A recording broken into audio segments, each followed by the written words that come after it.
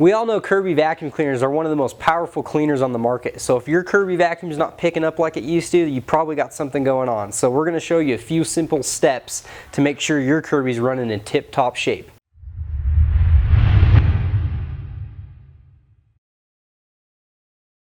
Alright guys, first thing you're going to want to do if your Kirby vacuum is not picking up like it's supposed to be is you're going to want to check and make sure that the brush roll is spinning. So what you're going to want to do is plug the vacuum cleaner in, tip it up on its side and turn it on. And while it's on, just double check and make sure the brush roll is spinning. If the brush roll is spinning, then you know the belt's not completely broken. So the next thing you're going to want to check is to make sure that you have the vacuum adjusted to the right height. So to do that, what you're going to want to do is lift your vacuum up all the way with this foot pedal on the vacuum, the larger foot pedal. Once you've lifted it up all the way, go ahead and lower it down. And you're going to lower it down one click at a time until you can hear the brush roll hitting the carpet. So you're going to want to turn the vacuum on while you do this and do one click at a time lowering it. And as soon as you can tell the brush roll is contacting the floor, you'll hear a different tone in the vacuum. And go ahead and lower it one click past that. So you'll lower the vacuum, and then as soon as you hear that different tone while the vacuum's running, do one more click down, and then you've got the right height.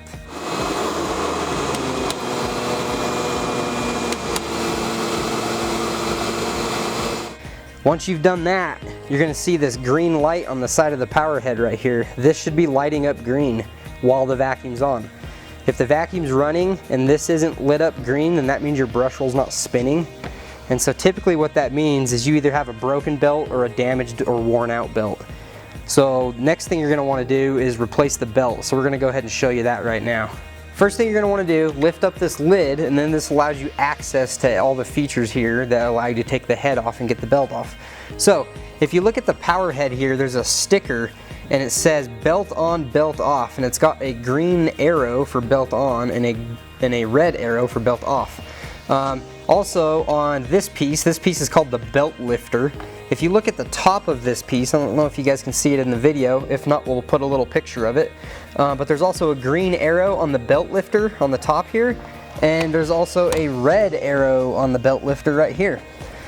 So lining those arrows up, lining your green arrow to green arrow and red arrow to red arrow, as long as you line those up, that's going to help a lot with this process. So right now everything's assembled correctly and it's ready to use, so the belt on green arrows are lined up.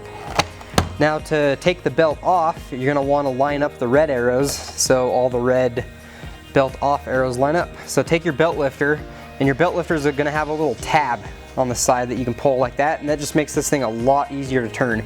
And this is going to apply to all Kirby models. The belt lifter might look a little different, but the same concept applies to all of them. So fold that tab out to the side, and then you can twist this guy around until your red belt off arrows are aligned, just like that. Once those are aligned, you can go ahead and put that back down there, and then you've got your release lever here. You could go ahead and release the power head, and it'll probably fall down just like that, and then you can just lift it right off. Now, what that does is inside of your head here, there's a little hook. There's a hook right here, and when you turn the belt lifter, that hook grabs the belt and hooks it, and it unhooks the belt from the shaft that comes out of the motor right here, and that allows you to take the head on and off. So once the belt's been hooked by this little hook in there, then it allows the head to come off, and you can take the head off and do whatever you need to do. You can attach your hose now or whatever you want to do. Now if your belt's broken, you don't really have to worry about turning to the belt off position because the belt's already broken. The head's going to be able to come off as soon as you release this lever anyway. But if you do have a good belt and you're wondering how to get everything off while your belt's on, that's how you do it. Line up your arrows, turn that, the hook will grab the belt, and then you're free to take the head off. So if you can see in here, there's the hook and it's got the belt hooked around it. If your belt's broken, that's not going to be the case, and so then you just need to put a new belt on. So to put a new belt on, all you need to do is you've got these two tab levers here on the sides of the head, on the back side of it here, and there's arrows that tell you which ways lock and which ways unlock. So you're going to turn it to the unlock side, which unlocks it here. Now some of these on the older models, or if your vacuum's just older in general, they're going to be a little bit harder to turn, but if you have a little hammer, you can hit the sides of these tabs here where these black rubber pieces are, you can hit them to get them to turn with a little hammer, and that'll help out quite a bit. Once those are turned, the plate just comes off. This plate right here comes right off, and then you have full access to the brush roll and the belt. Now that you have full access to the brush roll and belt, you're going to want to put your new belt on. So as we've said earlier, this belt's good to go. There's nothing wrong with it, but let's assume it's got a broken belt on it. So you're just going to basically grab the brush roll and you can just pull it right out of the head. Now, all you do, you take your new belt, put it on, slide it over the brush roll, and then you're ready to put the brush roll back in. Now, when you put the brush roll back in, on the sides of the brush roll here, you've got these tabs on the side of the brush roll, and they're numbered. So they're numbered from 1 all the way up to 3 on both sides. And also you'll notice one side's larger than the other. So you got your large side and your small side. Both of them are numbered 1 to 3. Now those numbers are fine adjustments on like how far down you want your brush roll to stick. So if you've got really high pile carpet, you're probably going to want to put it on a number 1 setting, which will keep the brush roll further up in the head and it won't protrude out of the head as much. If you've got a lot of low pile carpet and hardwood and things like that, you're going to want it on the highest setting, which allows the brush roll to protrude out of the head even more. Then you're going to want to put it on a 3. We send out all of our Kirby vacuums on a number 2 setting, and it seems to work really well for pretty much just about any type of carpet. But if you're noticing that it's not quite working the best on the surface that you're on, then you might want to fine-tune those adjustments a little bit. But we find that just putting it on a 2 is the best. So you're going to want the number 2 side to be sticking up. And remember, you got a large side and a small side, so you can see the little grooves that the brush roll goes into here.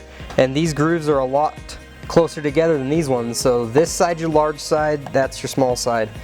And we're going to line it up on the number 2 setting. And then we're going to do the same thing over here. We're going to twist it till we're on the number 2 setting, and then the brush roll, you might need to hit it in the middle here to get it to pop down in place, but that's pretty much all you need to do. So now the brush roll's ready to go, and we just need to hook the belt on this hook here with our belt lifter like we were talking about earlier. Now on the belt lifter piece, you've got your green arrows and your red arrows again.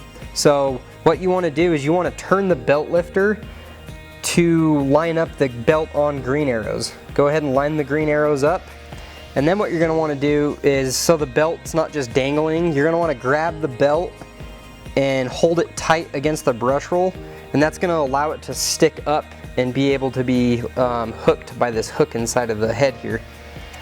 So go ahead and grab the brush roll and belt and make sure they're nice and solid and not moving, and then you're going to take your belt lifter and you're going to turn it.